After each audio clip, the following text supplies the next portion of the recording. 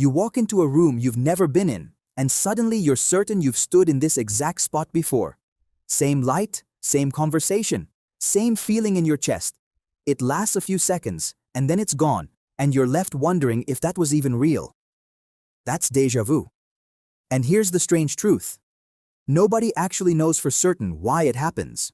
Around 2/3 of people experience déjà vu at some point in their lives, most commonly between the ages of 15 and 25.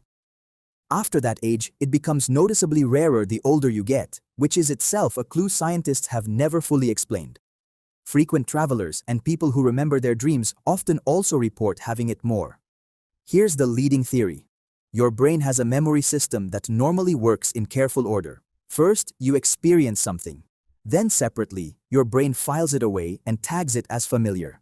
Déjà vu might happen when that order gets scrambled, when the "this feels familiar" tag gets triggered a split second before the actual experience has even finished registering. Your brain ends up comparing the present moment to itself and mistakes that self-comparison for an old memory it thinks it's retrieving. There's a specific brain region at the center of this theory. It's called the rhinal cortex, and it's responsible for that exact sense of familiarity, separate from actual memory recall.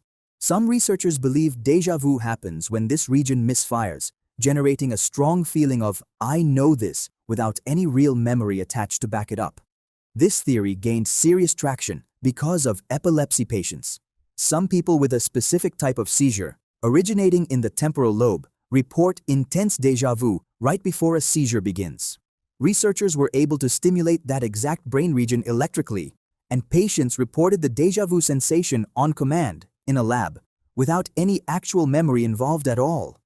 That's about as close to proof as this field has ever gotten. But here's what makes déjà vu genuinely difficult to study. It's brief, it's unpredictable, and you can't just ask someone to have one on command outside very specific medical conditions. Most of what we know comes from people describing it after the fact, sitting in a lab filling out a questionnaire, which means the science here is still, honestly, incomplete. There's also a stranger cousin of déjà vu called Jamais vu, where a completely familiar place or word suddenly feels foreign and wrong, as if you're seeing it for the very first time. Try saying your own name over and over, and it can happen in seconds.